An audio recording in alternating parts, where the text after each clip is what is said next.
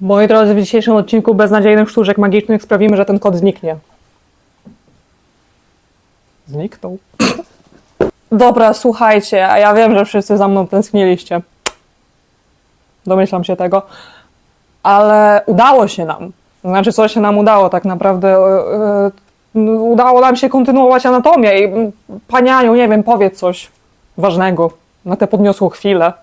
Nic nie będę mówić, bo jestem obrażony, że ten kot mnie nie lubi. No tak, nie wiem na co ja liczę. No także, moi drodzy, witamy już na trzecim podejściu do anatomii.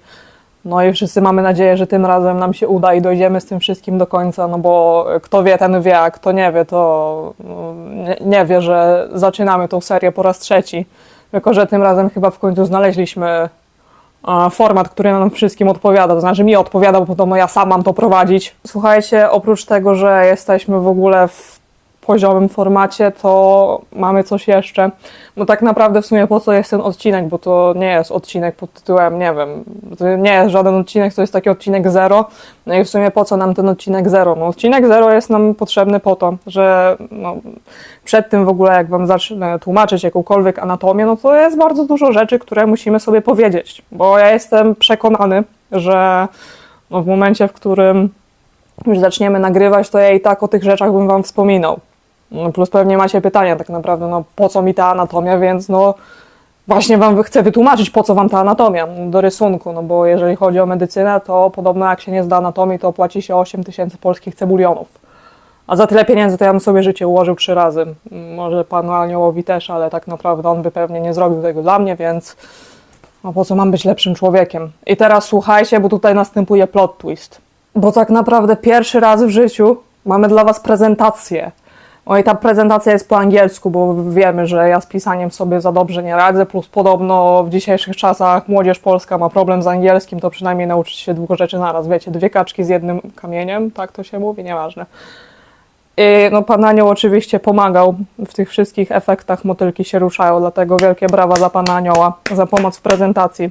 No ale nie przedłużając, moi drodzy, wszyscy zebrani, ktokolwiek mnie tu ogląda, nie wiem, mamy, chociaż to nie moja kwestia do poruszenia. Słuchajcie, po co my tak naprawdę potrzebujemy tej anatomii do rysunku? Klik. No bo wiecie, taka podróż artystyczna w teorii powinna być prosta, ale to samo da się powiedzieć w sumie o każdym człowieku, no, zwłaszcza po liceum. I słuchajcie, no bo no nie wiem, kto mnie tutaj teraz ogląda, tak jak wcześniej powiedziałem, ale no każdy uczy się inaczej, bo no, są ludzie, którzy postanowili, że pójdę sobie do szkoły artystycznej, no i tam będę toczyć pojedynki z babą od rysunku, albo z babem od rysunku, z padem od rysunku, nie wiem jak to się odmienia, z człowiekiem płci przeciwnej od rysunku. No z człowiekiem od rysunku, po prostu powiedzmy z człowiekiem od rysunku. No, a są też ludzie, którzy postanowili się nauczyć samemu. Moment, bo kot niszczy mi kuchnię. A to nie jest w sumie moja kuchnia, także kontynuujmy. I słuchajcie, ludzie, którzy uczą się samemu, to jest ogólnie świetna sprawa, bo wszyscy powinniśmy uczyć się samemu, bo wiecie, bo nawet jak idziecie sobie do takiej szkoły, no jak chcecie się czegoś nauczyć porządnie, to wypada, że wy wracacie do domu i no ten materiał sobie jakoś, nie wiem, uzupełniacie, powtarzacie i no się uczycie, bo tak jesteście lepsi. I dlaczego to tak wygląda? No bo zwłaszcza u osób, które uczą się samemu, to moment, bo słyszę znowu tego kota. Zwłaszcza u osób, które uczą się samemu, to zazwyczaj działa tak, że wiecie, wy zaczynacie sobie w jednym punkcie, no ale potem nie za bardzo wiecie, gdzie iść. I w sumie, no przynajmniej w naszym przypadku było tak, że próbowaliśmy wszystkiego, minęło jakieś 10 lat, ja przez te 10 lat rysuję i to w miarę regularnie, ale potem mam takie, w sumie ja nadal nie umiem rysować. No i co dalej? I w sumie też słyszeliśmy feedback od jakichś tam osób z nie wiem, szkół plastycznych, że w sumie no, mój człowiek od rysunku też mnie za bardzo niczego nie nauczył, bo sami też mieliśmy przyjemność uczestniczyć w czymś takim przez pewien czas i no tam niestety wygląda to tak, że przychodzisz, chcesz chłonąć wiedzę, chcesz, żeby ktoś cię czegoś nauczył, ale człowiek od rysunku mówi rysuj, no ty rysujesz i no da się lepiej. No i tak naprawdę my tutaj teraz chcemy w sumie wam trochę to wszystko rozjaśnić, bo tak naprawdę no da się prościej. Da się prościej, no i właśnie tutaj zazwyczaj następuje pytanie, jak wiecie, jesteście już w pewnym momencie tej swojej podróży artystycznej, no i nie wiecie, co robicie źle, ale no wy nic nie robicie źle, bo każdy z nas jest inny. W ogóle muszę moje krzesło rybackie poprawić kocykiem, ale to zaraz. Każdy jest inny, bo jednego można nauczyć tym sposobem, a do drugiego ten sposób w ogóle nie przemawia. No i na dzieci się nie krzyczy. To nie jest tak, że o nie, bo mi coś nie wyszło i ten nauczyciel was, nie wiem, człowiek od rysunku mówi, że o to jesteś, nie mogę brzydko mówić tutaj w tym momencie. Kot próbuje się wymknąć przez okno. No, Pani Aniu, weź tego kota, nie wiem, bo jak go stracimy, to życie też stracimy, bo to nie jest nasz kot, to jest w sumie pożyczony kot. No ale w momencie tak naprawdę, w którym ktoś was chce czegoś nauczyć, to musi wziąć poprawkę, że no każdy jest, wiecie, każdy jest swoim własnym płatkiem śniegu. Czy każdy płatek śniegu jest inny? No nie. Moment, kot.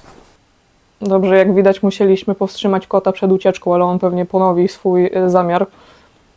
Więc dokończmy to. Moi drodzy, każdy jest inny, do każdego potrzeba indywidualnego podejścia i no nawet wszystkie rzeczy, które ja tutaj mówię, to nie jest tak, że ja wam mówię, macie robić tak, a nie inaczej. To, co ja wam mówię, to jest w ogóle najświętsza prawda. Nie, bo też robimy dużo rzeczy po swojemu. Wy macie te wszystkie informacje sobie...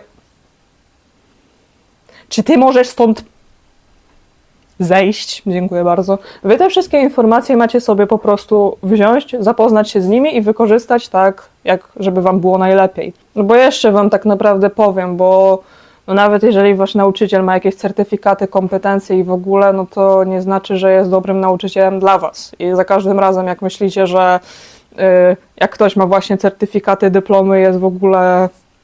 No, on powinien umieć was nauczyć, no to przypomnijcie sobie właśnie o tym jednym nauczycielu, przez którego nie zdaliście przedmiot, zwłaszcza ludzie na studiach. No, my się z tego śmiejemy, bo w sumie też mieliśmy takie...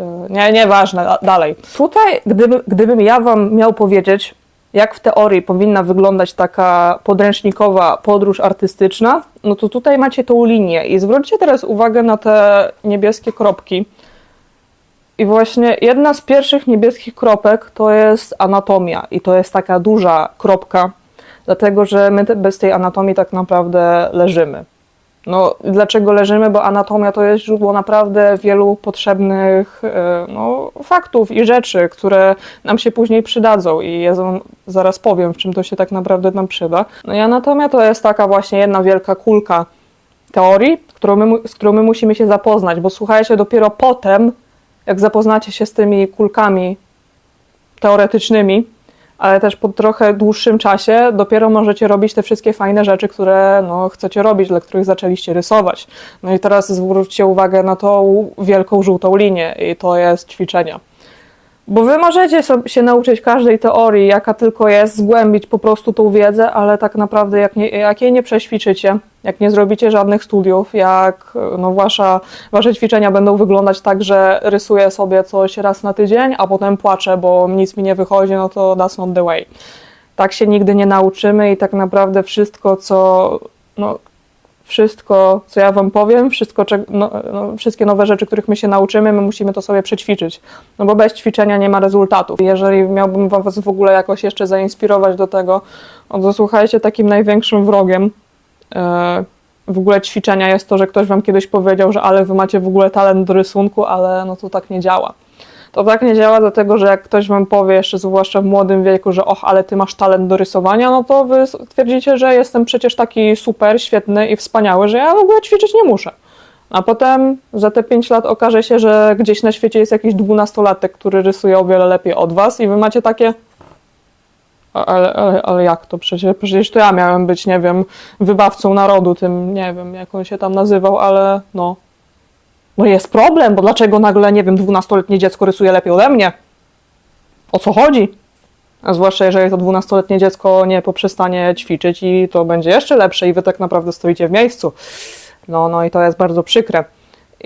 Ale kolejna tak naprawdę sprawa, bo słuchajcie, każdy też się rozwija we własnym tempie. Wy też musicie dać sobie troszeczkę luzu i jak to się nazywa?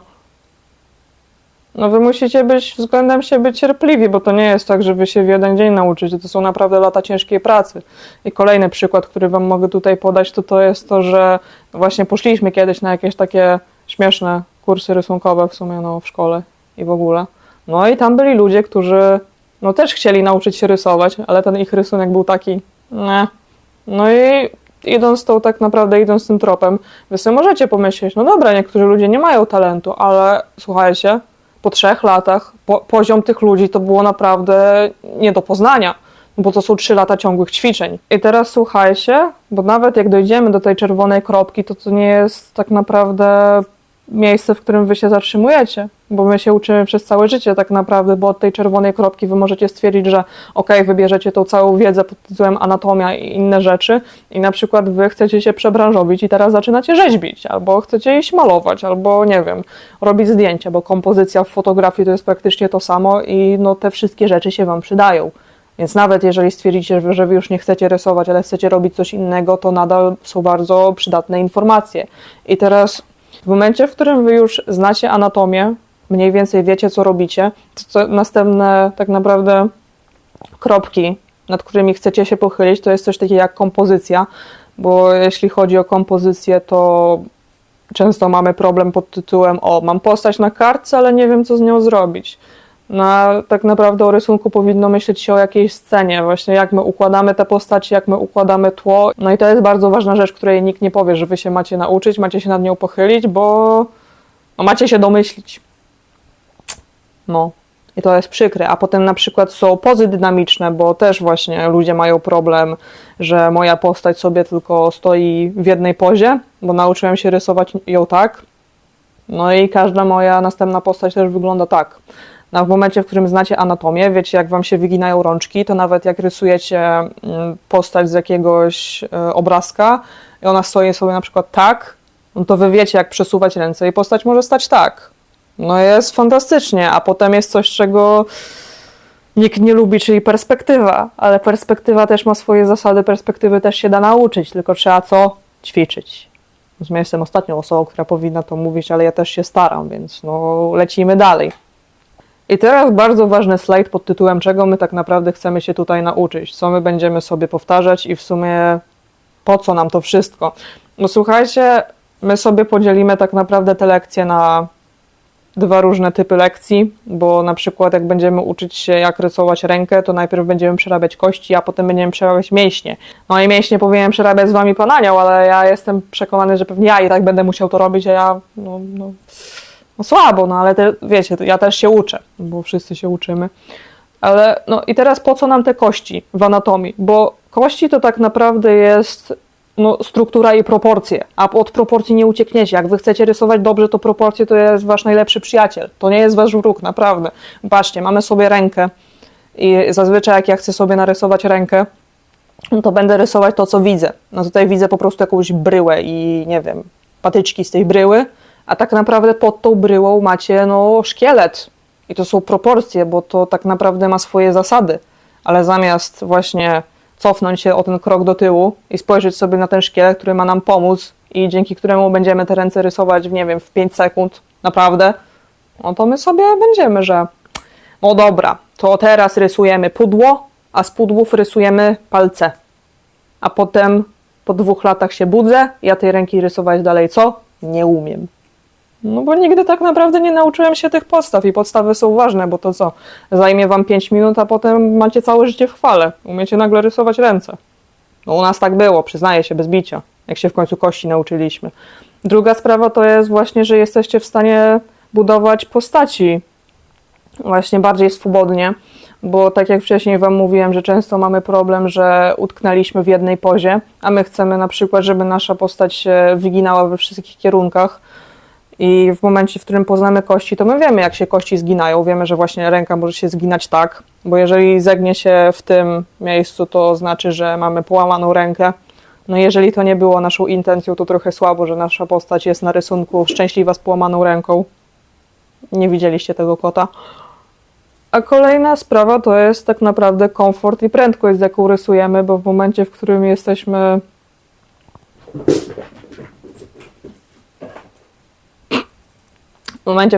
zapoznani z kośćmi, no to my wiemy, że okej, to teraz rysuję postać, mogę zacząć sobie od czaszki, tu jest kręgosłup, tu są łopatki, tu jest klatka piersiowa, ona ma takie wymiary i znając te wszystkie informacje jesteśmy w stanie narysować to szybciej. A im więcej robimy studiów, im więcej robimy pust, szkiców, tym szybciej to rysujemy. I już się nie zastanawiamy, że co tutaj jest, jak to rysować, tylko pyk, pyk, pyk, pyk, gotowe, dalej.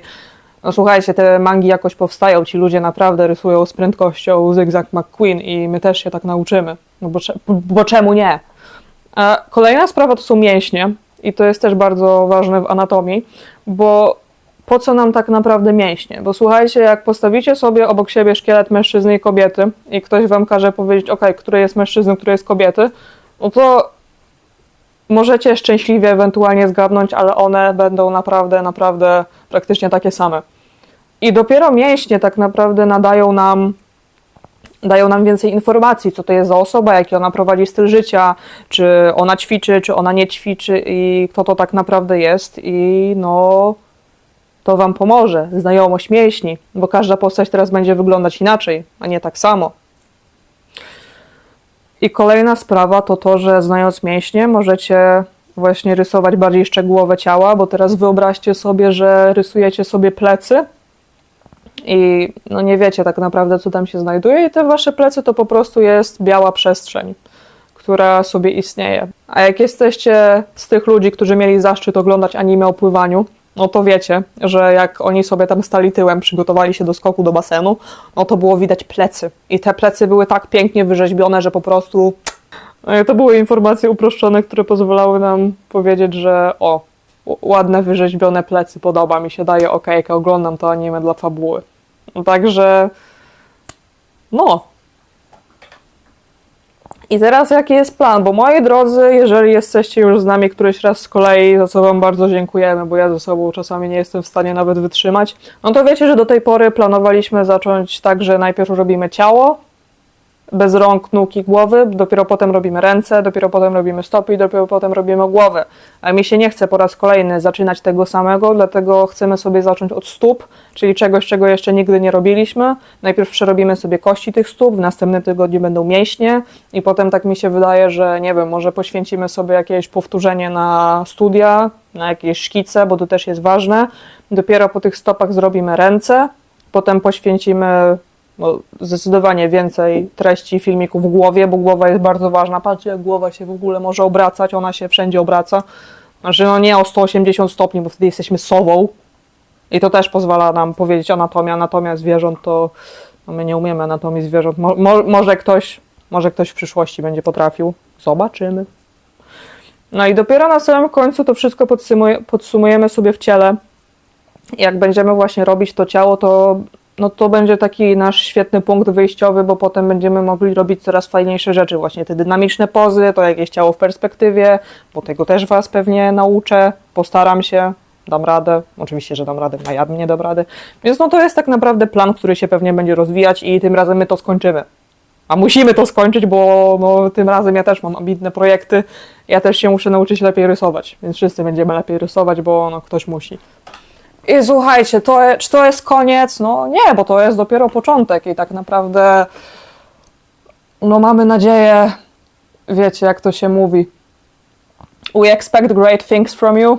Znaczy ja to mówię do siebie, a teraz patrzę na siebie, we expect great things from you. I no co, na następne zajęcie, no nie musicie przynosić bibuły, nie budźcie mamy o 3 rano mówiąc, że no w sumie bibuła by się przydała.